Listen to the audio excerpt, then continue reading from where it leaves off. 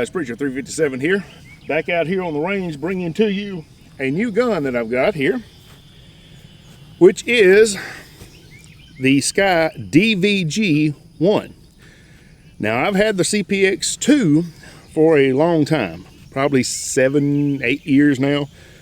Did a video on that a while back where I put that carbo spring kit in it, which reduced the trigger pull. And I even stated in that video that if I ever saw one of these out on the market, I was going to get it and compare the two. So here we are. That's what we're going to do. We're going to look at the DVG-1, which is their striker-fired model they've just come out with. Technically, I think it came out almost 2 years ago, maybe. But I've never seen one in the wild until just now. And picked it up last week at a gun shop in Jackson, Tennessee. Direct hit down the south side of town. And took it out and did a little shooting with it in the CPX 2 a couple days ago. Put about 200 rounds through it just to make sure it was going to be reliable, because my CPX 2 when I first got it was not reliable for a while. It took a break-in period. And in fact, there was some stuff that went wrong, and I had to send the slide back, and they sent me another slide, and there were a lot of issues with that CPX 2 before it finally got reliable, and then eventually started falling apart. So, you know, I don't know that I'm going to do a long-term durability test with this, or, you know, torture test it or anything. But my initial impressions are that this gun is much better than my CPX 2 was right out of the box. Right out of the box, this gun has fired flawlessly. I don't think it's had a single malfunction except with my hand loads. And I'm not sure what the issue with the hand loads were. If they're loaded just a little too long for this gun, for the chamber in it, or if it's because the lead round in those reloads that I was using the other day are slightly larger around. They have a slightly bigger diameter. The copper jacketed are 0.355, whereas the lead round are 0.356. And you know, maybe that slight amount, it's just a tight chamber, and that was what was causing some of the failures. Another thing that happened with the reloads was I was getting light primer strikes, but I was also getting that with the CPX 2 as well. It wasn't doing that with the factory ammo. I ran through it, but if you do have factory ammo, and some ammo is different, you know, it varies, that has what they call hard primers, meaning that it takes more impact to set them off. You know, the firing pins on these could be a little bit stouter. The striker on this one, obviously, instead could have a little bit more power, in my opinion. But with most of the factory ammo that I ran through it, I didn't see any problems whatsoever. So that may never be an issue, but just thought I would mention it.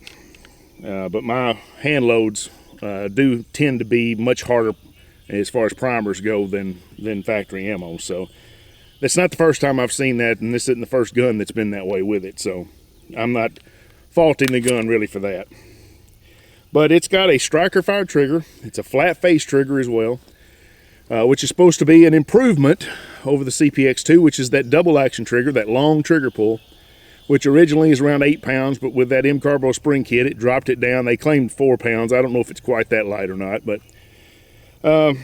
you know, is it making that much of a difference? Well, I guess we're going to have to check it out and see. There are a few differences. They look very similar as far as guns go, but there are some differences. So before we get started shooting, why don't we run in here to the cleaning table, and we'll kind of get a close-up of these and really look at some of the differences between these two guns, some of the things they've changed. And then we'll come back out here and do some shooting. All right, guys, we're in here in the shop now, and we're going to take a look at the SCCY DVG-1 and compare it with the CPX 2, take them apart and kind of look at the differences between the two. And before we did that, I thought I would take the time to remind you to look in the description of the video, as there'll be a link there for the GOA, the Gun Owners of America, where you can join up at a discounted rate and get in the fight and help us to preserve our gun rights, because they are definitely under attack right now with a lot of things that have been going on. Also, there's a link there for the TFA, the Tennessee Firearms Association. So if you live in this great state of Tennessee like I do, be sure to go there and click on that link and join up with the TFA as well, because they do a lot of good work here in Tennessee. I don't get any kickbacks from this. I'm promoting them simply because I believe in the work that they are doing. And I think it's very important that we maintain our rights. So if you would, go to the description, click on those links, join up, get in the fight, donate, and help us preserve our gun rights.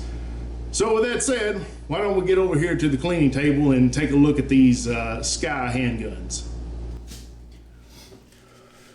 All right, guys, we're here at the cleaning table now, taking a look at these SCCY handguns. One of the things that I noticed first off is that the DVG-1 is not as wide a grip as the CPX-2, and I mean front to back width. And I think you can see that when we compare them, when we put them up next to each other, that the CPX-2 is a wider grip.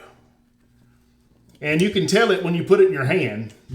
Now, I never minded the width of this grip, but someone who has small hands, I can see where that would be an issue, that the grip might be just a little too big. It fit pretty good to me, but this one really feels really good too. So the width there of the grip has changed. The texture is different. This has a finer grit to the texturing on the grip, whereas this it's really fairly smooth. I mean, it kind of looks like a stippling, but it's really smooth. It's smooth. It's not rough at all. Whereas this actually has a little bit of friction to it. It's not an M&P 2.0. It's nothing anywhere close to that. It's not as good as putting like a Talon grip on there, but it's decent. I felt a lot worse as far as grip textures go. So that's definitely an improvement over the CPX-2. The other thing I noticed right off the bat is the contour of the top of the slide. This one is sort of, the CPX-2 here is sort of arched on top.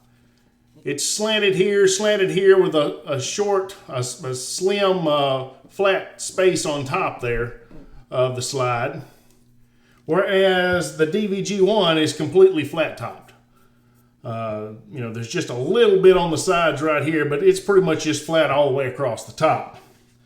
So if you look at these two guns side by side, you can see the difference there. And also the sights are different. If you see the sights on the CPX-2, the rear sight is really skinny sight. Whereas this one's a little bit wider 2-dot sight on the back, more like what you would expect to see across the marketplace. The sights on the CPX-2 were strangely narrow. I mean, it was narrower than pretty much any other gun I'd ever seen with this type of sighting system, other than maybe some sort of old style combat sight or something. So I think that's definitely an improvement in the sights there. And there are different size dovetails as well. So these sights are not even interchangeable. The CPX-2 has a much larger dovetail than the DVG-1, which makes me wonder if the DVG-1 is made to be compatible with possibly a Glock. I would have to check that out and see if maybe like the Glock 43 sights might fit this. I don't know. I can't think of much other reason that you would change the size of your dovetail other than to try to be compatible with as many other sights as you could. Because if you're just changing from one proprietary size to another proprietary size, then all you're really doing is just making companies have to come up with new sights, and the ones already designed for your gun won't work. But if you're going to something like a Glock sight, Taurus has done that with their G43s. Which it's not a bad move, because Glocks have more aftermarket support than any other gun on the market. And so if you want as many possibilities for aftermarket sights, then you make your gun compatible with the Glock, and that makes sense. Some other things that are different, well, obviously the triggers. This is a curved trigger. This is a flat face trigger. And we know that there are two different systems here, firing systems. This one is a double action hammer fired gun, whereas this one is a striker fired gun. And so we'll look at that as well. One thing I am noticing here, that did happen as well with my CPX2.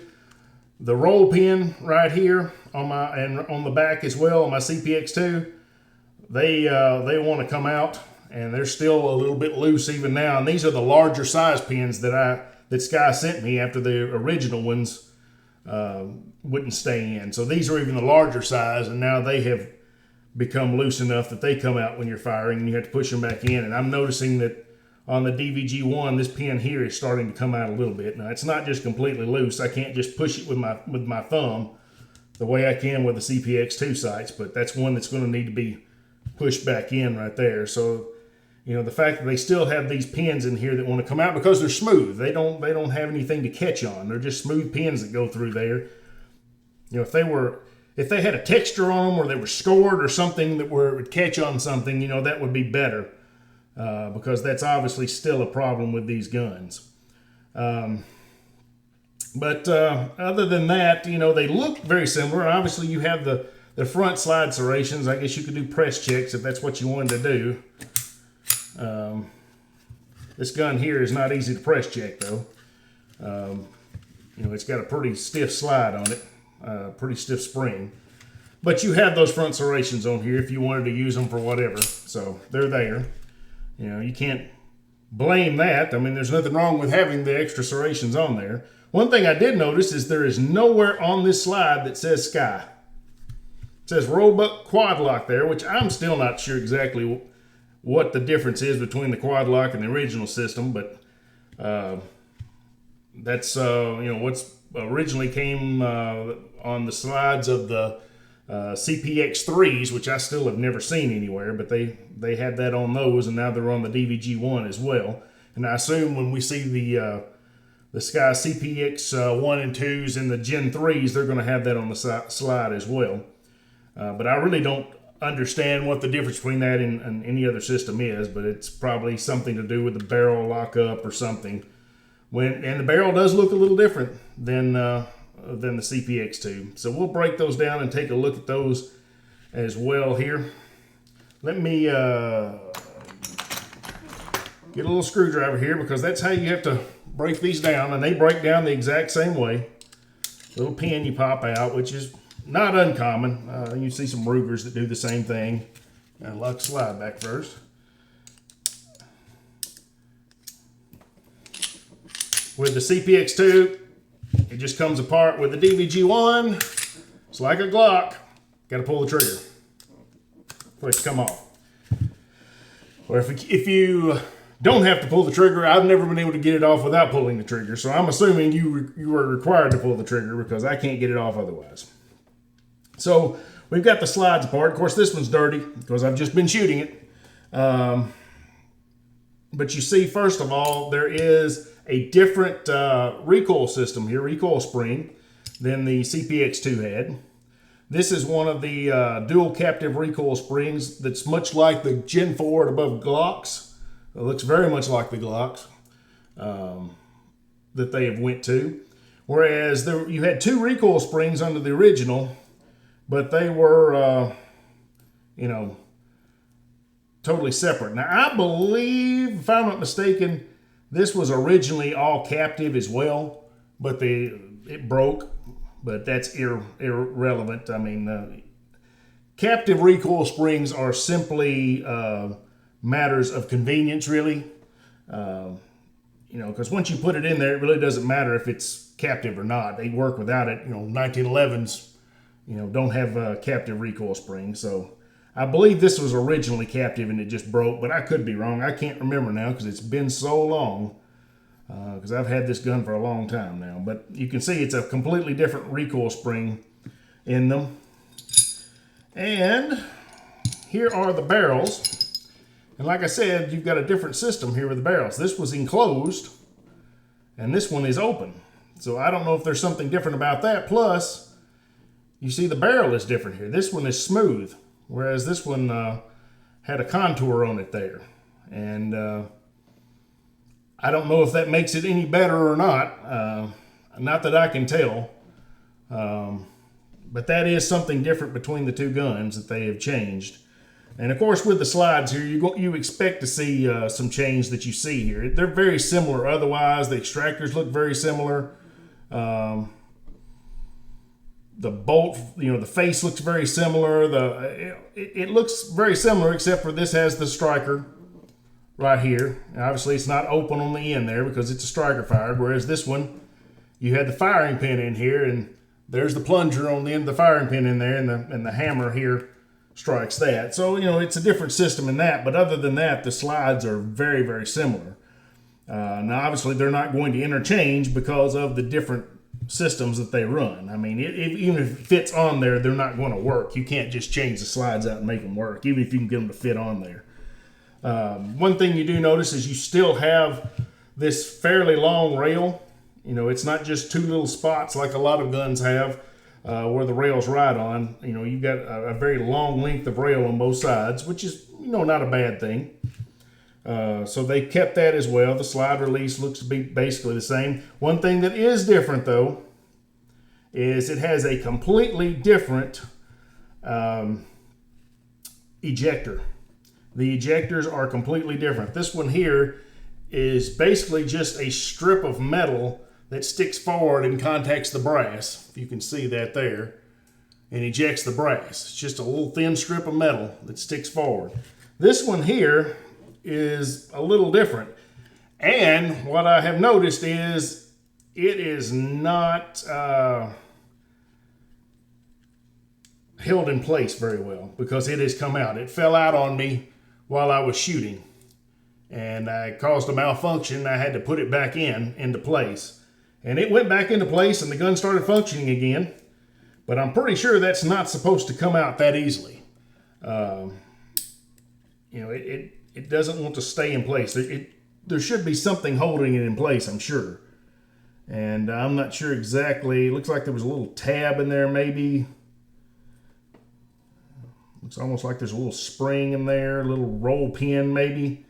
It's supposed to hold it in place, but I'm going to say that system didn't work very well because it fell out of the gun while I was shooting after causing a double feed malfunction. It didn't eject the one round. So, there is that. That is an issue, obviously. And, of course, you can call Sky and they'll, I'm sure, fix it. But, as I dealt with this gun here, I ended up calling them quite a bit. And, it was just one thing after another. And the fact that I only have maybe 350, 400 rounds to this gun, I'm guessing right now, and the ejector already fell out of it, that's not a promising sign to me. But you can see some difference here in the inside here as well. A little thicker on the inside here, where the barrel sits down in there, where it would feed into the gun, right? As the barrel would sit in, I got the right one, sits in there, and the feed ramp there, where it feeds up from the magazine, it's a little bit more narrow in there, whereas with the CPX2, it's not, and there's play. You got a lot of play right there, whereas this, it's a little bit tighter, and maybe that helps it feed a little bit better. Because I haven't had the feeding issues with this that I had with the CPX2 when I first got it. So maybe that has part, that's part of it. That it's a little tighter fit of the barrel in there. But those are your main differences that I see with these two guns. They are significant in some ways, and in some ways they're very much similar guns at the same time. I think they've made some good improvements here, though. I do like some of the things they did.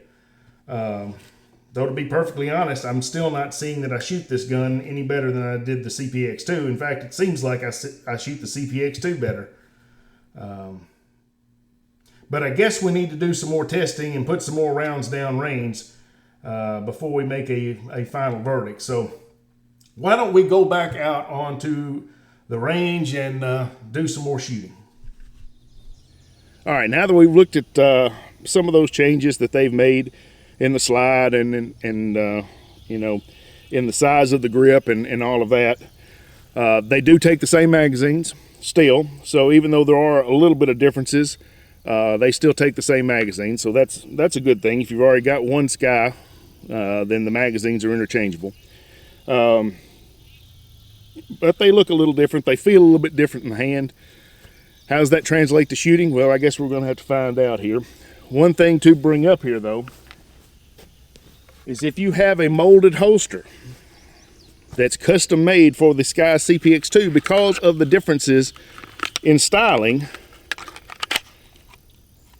the DVG will not fit in there.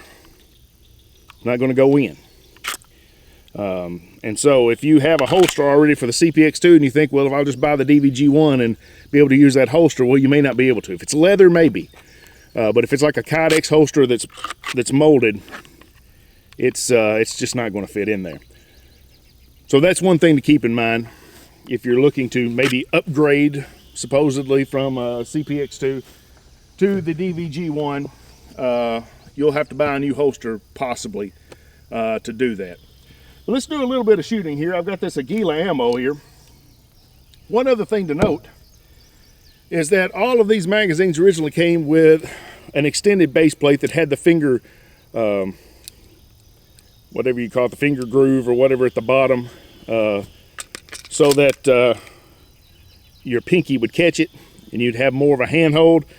But if you can see on this gun here, there is a little bit of a space, I don't know if you can see it, between the bottom of the grip and the mag, where the fit is not exactly right. And with those longer base plates on there, when I put my finger on it, this pinched the mess out of my hand. I mean, really, really bad. So much so that I took them off immediately and threw them away. Or I threw them in the box, whatever happened to them. And I'm not going to use those. I'd rather not have the full grip and shoot like this than have it pinch me, because it wasn't just a minor pinch. It was a really bad pinch, and it was distracting. So I put the flush fit base plates on them, and that's what I had on my SCCY CPX2 as well. I've always used the flat flush fit base plates with the SCCY CPX2, because as a carry gun, that was what I wanted it for. I wanted to minimize the amount of printing. So I've got a round in the chamber now. I guess we're going to get over here and do a little bit of shooting. The other day when I was shooting, I noticed that it was shooting really high. I was having to hold really low to hit with this gun, whereas with the CPX2 it was not that way. And of course they've changed the barrel on these, and you know, so there are some real differences between the two guns, even though they look so similarly still. But let's do a little bit of shooting here. Put a few rounds down range. I'll see if I can remember where to hold here. I don't know if I'm even going to go out to 80 yards. Maybe, probably will, just to be doing it. But the other day I wasn't able to hit out there at all. And in fact, I don't think I ever even got close. With the CPX2, I could get around in there every now and then and hit steel, but I never even came close with the DVG-1. I just couldn't figure it out. So let's just shoot up here right now, and then we'll see what we do. Try to remember, I'm going to shoot a little, aim a little low here. Yep, all right. All right. Looks like it's shooting to the, well, maybe not.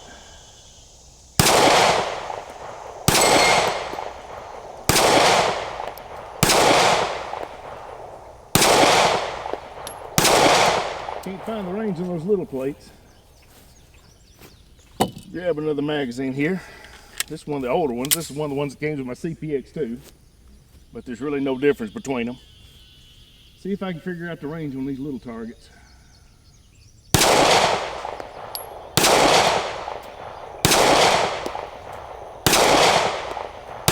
Maybe not. Let's try this cow.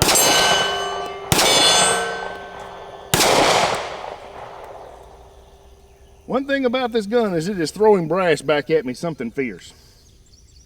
And that one just hit me right up here and got stuck for a second, probably burnt me again. I've had a burnt spot up there from a round that did that a few weeks ago. But it's consistently throwing brass back at me, which I don't like. The CPX2 did that at one point, and what had happened was that the ejector had broken on it, and it started throwing them right back at me when that happened. They were still coming out, but right in my face. This one is not broken, but it is a completely different ejector, as you saw in the tabletop there at the cleaning table. Let's go out here 35 and see if I can hit out here.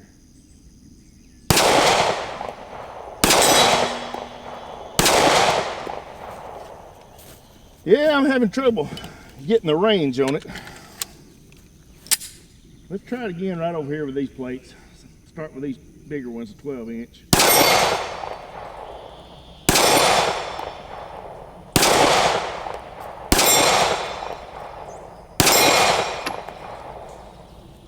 I don't know if I'm just not holding it steady or if I'm just not getting very good accuracy, but you know, one will be way far to the left and the next one's not, and I don't know.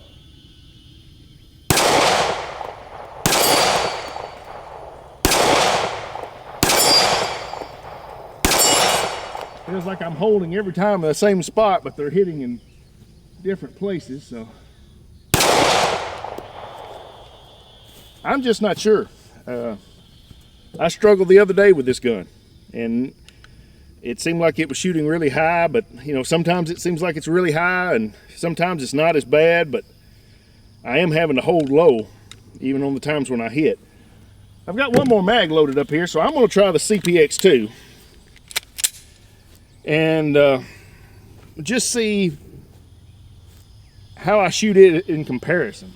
Because it seemed like the other day I was able to hit with this one a lot better than with the DVG-1. So let's try this.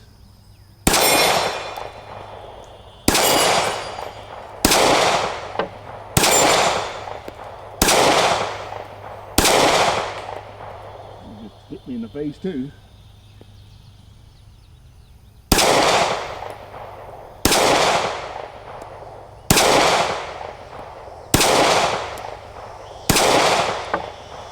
Yeah, I'm not getting the best of accuracy. Maybe it's just me. But seemed like I was doing a little bit better with the CPX2 the other day, but I struggled the other day with the DVG-1 as well. And I'd really hoped with that striker fired trigger that it would really make things a lot better, but I don't want to say it's not inherently accurate. But other guns in this size range, like the Taurus GX4, I shoot a lot better than this. A lot better than this. And we'll do a little comparison with that as well, because that's really one of the main competitors you're going to find on the market for the DVG-1. Because there's not a lot of difference. The GX4 is retailing maybe $40 more than the DVG-1. So it's right in the ballpark. And if you've seen any of the videos I've done where I've brought the GX4 out, whether it was the range review with the GX4 or some of the other ones where I brought it out as comparison, you know I love the GX4. That is an amazing gun. It shoots really, really well. We'll do a little comparison here. And really size-wise, you know, there's not that much of a difference between the two. And that lets you know that, you know, Sky in some ways was a little bit ahead of the curve with all of these small subcompact double stacks like they've got now. You know, the SIG P365, we think about being the first, but the Sky is not a whole lot different size-wise from that. It's really not a lot wider, and especially the DVG-1, which is a little bit thinner even than the CPX2 in the frame. But looking at the GX4, you can see there the slides, the size of the guns there is almost identical. You look in the grips, try to line it up here really good. Not a lot of difference. A little bit longer on the Sky, just a hair in the front, a little bit longer in the back for the Sky. But otherwise, they're very similar. Width-wise, it's very similar. The DVG-1 is maybe just a hair wider, but it's not much. And weight-wise, I can't tell much difference between them either. So they're very similar in weight, very similar in size, similar in capacity. This is an 11+1, and this one, despite what they claim, they say it's a 10+1, it's actually an 11+1. When I first got the mags for this gun, they only held 10, but after only a few hundred rounds, now 11 will go in there. And my old CPX2, 11 goes in there easy with those mags now. The springs are real tight when you first get them, but they break in really quick. And as soon as they break in, they hold 11 easily. And so that's what I'm able to put in there now. So they have the same capacity as well. But, you know, there's a big difference in shootability from what I have seen. And trigger pulls as well. That's something we need to compare here. Let's look at the trigger pulls on these two guns, because they're both striker fired guns.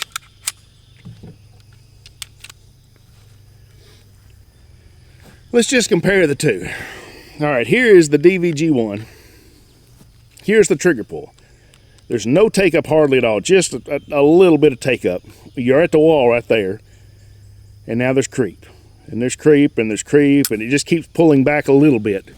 There's resistance, but you're still pulling back against it. I don't know if it's not fully cocking the striker, and you're having to finish that cocking before it will release.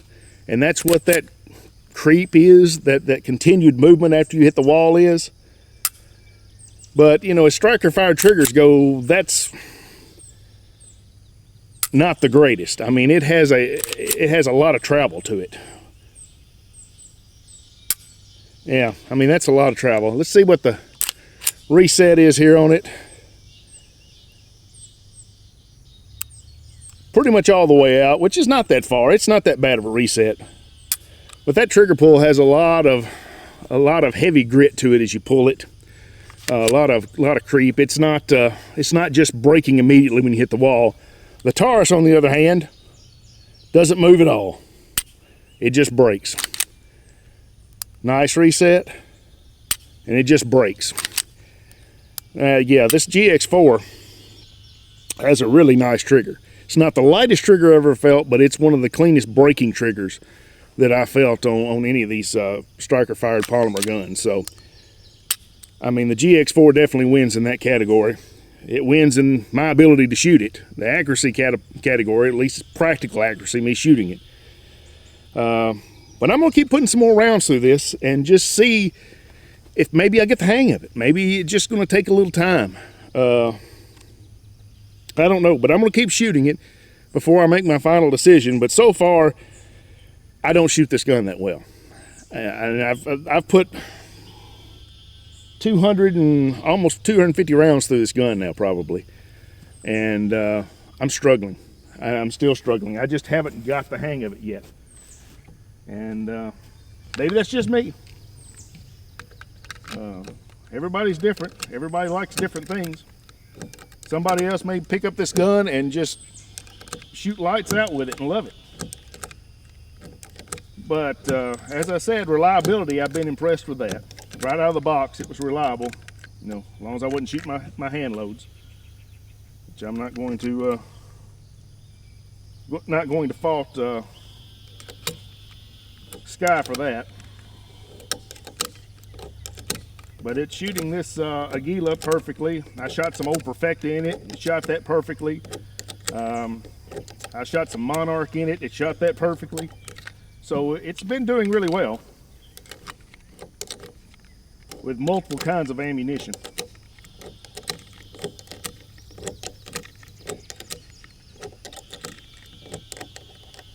Which is really even better than I can say for the CPX2. Because the CPX2, even after I got it to be reliable, it was still very finicky when it came to ammo. It liked some, it didn't like others. You know, there were some brands that were decent brands even, that it just wouldn't run. It would never run Federal Champion. And I ran that stuff in every gun I had. But it absolutely would not run it. And I don't know why. It just didn't like it. Did not want to run it at all. But it would run Winchester White Box fine. So, you know, it was one of those strange things that just was kind of peculiar about those things. There was just something about that ammo it didn't like. And I never did know what it was. I just knew if I used it, I wasn't going to have good reliability, so I rarely ever would bring that out if I had the Sky. But I've loaded up 4 more magazines. So we'll shoot 4 more magazines of 11 rounds through the DVG-1 and see if maybe I do a little bit better with it. Maybe I get the hang of it. Maybe I don't. I don't know. And I'll take 1 magazine and try out there at 80 yards and see if I can figure it out. I don't have a lot of faith in that. But we'll give her a whirl. But if I can't hit these plates up here at 20 yards, the likelihood of me finding the range at 80 is pretty nil. So let's start over here one more time.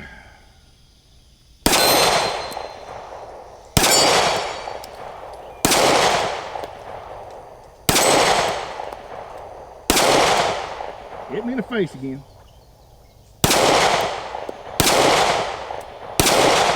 I have no idea where to go on this. I've tried every side. Well, I hit that one. Let's go back over here to this 4-inch plate because I hadn't hit this thing yet. There we go. Cowboy.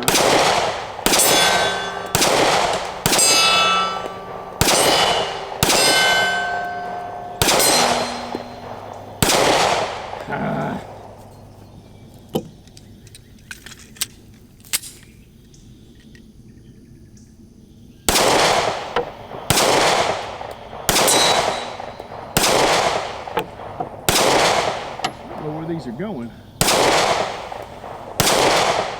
Well, there it is. Because it's weird. I feel like I'm holding in the same spot a lot, and sometimes it hits it and sometimes it doesn't. Maybe it's just that trigger pull with that creep on it. I'm thinking it's breaking, and maybe I'm flinching before it actually goes off or something. I don't know. Let's see if I can hit one over here.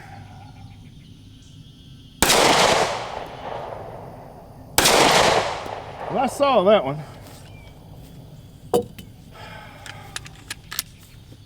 Maybe that'll give me a little bit of a hint of where I need to go.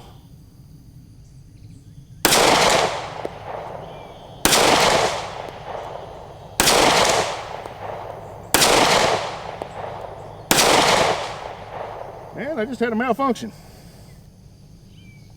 It didn't extract the previous round. Looks like the extractor slipped off of the rim and didn't pull it out. Got to pull the mag out, strip the mag out.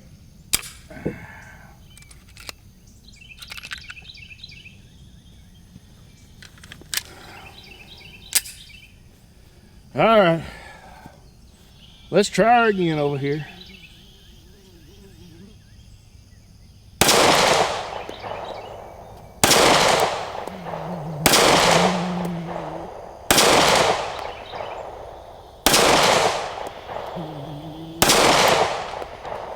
I have no idea.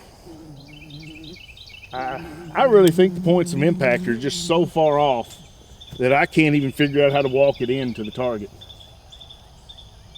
Because I was holding low all the time, because it's generally been shooting high, and sometimes I would never even see it, and sometimes it'd hit in the dirt way in front of it. That's, like I said, maybe it's me. Maybe it's just that trigger is, I think it's going to break and it doesn't, and I flinch, and I don't know. I'm frustrated. I really am. Sorry guys, I've just got to stop right here before I finish up the video, and I just can't leave it like that, not knowing whether it's just not being accurate inherently or whether I just can't shoot the gun accurately. I need to find out whether it's an inherent accuracy problem or if it's just a practical accuracy problem.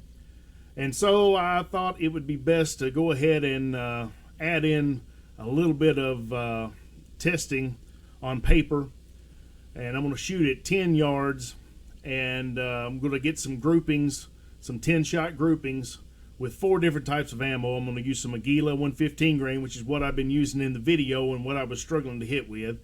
I'm also going to use some old Perfecta ammo I still have, and I'm going to try some Blazer, and I'm going to try some Remington, and all of them are going to be 115 grain, and just see if that sheds any light on what the problem might be, because it might just be me. It might just be an inability on my part to master this gun. But I thought I would see just what kind of inherent accuracy I can coax out of this gun. Of course, I'm going to be shooting off of a rest, which is it's not a ransom rest. It's just going to be off some sandbags.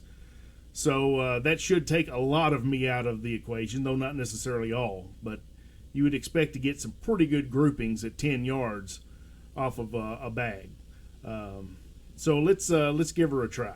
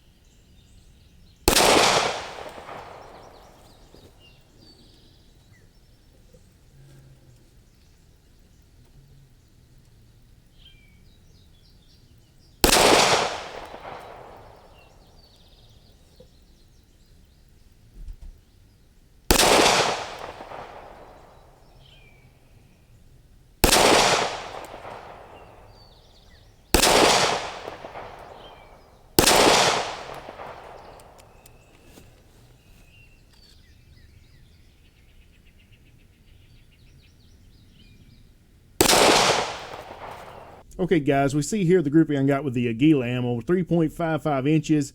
It's not too bad a group, I guess. It's not really centered, but not too bad of a group. Got something very similar with the Perfecta, 3.95 inches, a little worse, roughly the same point of impact, a little high and to the right, but yeah, it could be better. Now we just went right off the rails. The Blazer, 6.43 inches, just a horrible group all over the place. That's not consistent at all. And then we go on to the Remington, and it's almost as bad, 6.10 inches, high and to the left, and there's one impact that's actually off the screen you can't even see at the top. So not good groupings at all. Well, there you have it, guys. Not the greatest of groups at all. You know, the Aguila was probably the best of all of them, which is what I was shooting in the video, but you know, even at 3.55 inches at 10 yards, you know, that is 7 inches at 20 yards. So if I'm trying to hit a 3-inch plate at 20 yards, and you've got groupings of 7 inches apart, you know, the likelihood that you're going to be able to have enough consistency to hit a 3 or a 4-inch plate is pretty minimal. And I'm even surprised I was able to hit the 12-inch plate as consistently as I was. That's pretty bad accuracy, and especially when you look at some of these other ammos when I was getting over 6 inches. I mean, at 20 yards, you're looking at, you know, a lot further than that. You're looking at 12 inches. That's, you know, the size of the big plate I'm shooting at 20. And when you talk about shooting at 80 yards, you can just give it up. I mean, your groups are going to be so far off, and that's what I was seeing when I was shooting at 80 yards. It was just all over the place. I couldn't figure out anything. Actually, when I was shooting later on, after I finished all the videos, I did manage to hit the 80-yard plate a couple of times, but I think it was just sheer luck because the next rounds afterwards, one of them was 15 feet short in the dirt. It's just crazy. I mean, this is obviously just a sample of one, and you know, all CCCY DVG-1s may not be like the one I've got. But I'm not having very much luck with it. Plus, you factor in the malfunctions I was getting, the fact that the extractor broke and fell out of the gun. You know, I was able to put it back in, and it would stay in enough to keep running, but you know, it'll fall right back out. So, you know, I'm having a lot of issues with this gun, needless to say, and I'm still disappointed. I really don't think that the problem is me. If you look at these groupings that I got with the DVG-1 off of arrest, they are worse than the grouping that I got when I put the GX4 from Taurus on paper at roughly 10 yards, I think it was.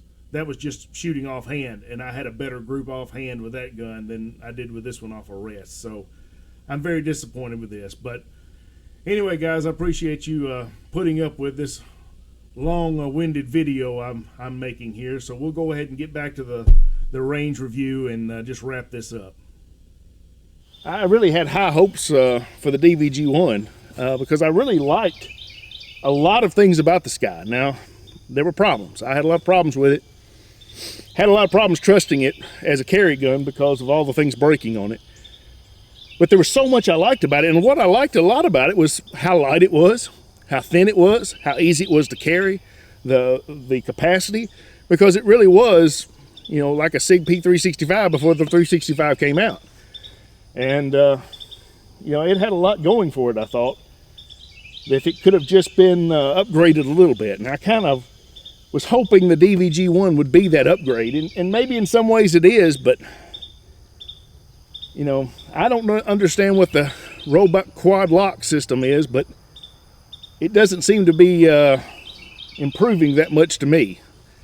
You know, maybe it improves reliability, because it does seem more reliable than the Sky has been overall, but I'm disappointed. I really am. And of course, this is just one gun, sample size of one. You know, as I was having all those troubles with the CPX 2, there were people on the internet saying they never had a bit of trouble with theirs. So, you know, if you pick one up, it may be the greatest gun you've ever fired, but I mean, it's not terrible.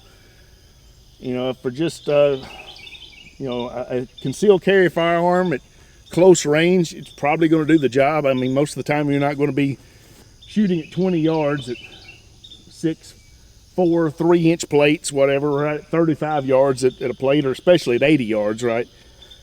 You know, so it's really not designed to be a long range, you know, range gun. But I kind of like my guns to be able to at least do that a little bit. So, you know, if I had about $300 to spend on a gun to carry, and that's all I had, and I had to choose between the Taurus and the CCCY DVG-1, I'm gonna choose the GX4. I really am. And you know, Sky is an American company, and I wish them all the best. I really hope that that they do well, and you know, that most people are enjoying the guns. Have nothing against them, and but I gotta tell the truth, and that's my experience here. And you know, maybe you haven't had that experience. Maybe you had a really good experience with it. Let me know if you did. And I really hope that's the case. But anyway, guys, I appreciate you coming out. God bless you. Y'all take care of yourselves, and we'll see you next time.